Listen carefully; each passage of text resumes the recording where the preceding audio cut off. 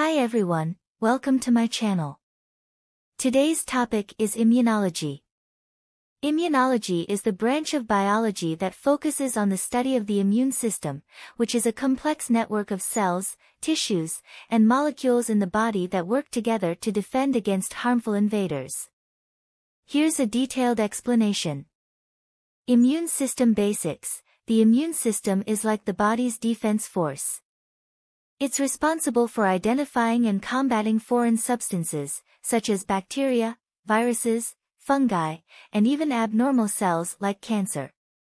Its primary purpose is to keep the body healthy and free from infections. Components of the immune system. The immune system consists of various components.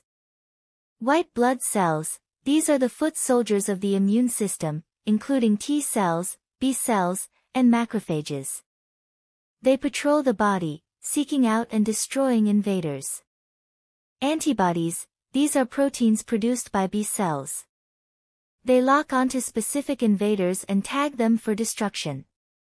Lymphatic system. A network of vessels and nodes that transports white blood cells and other immune cells throughout the body. Bone marrow and thymus. These are organs where immune cells are produced and mature. Spleen. This organ acts as a filter, removing damaged blood cells and trapping pathogens. Immune response. When the immune system detects an invader, it mounts a response. This typically involves recognition. The immune system identifies the invader as foreign. Activation. White blood cells multiply and launch an attack.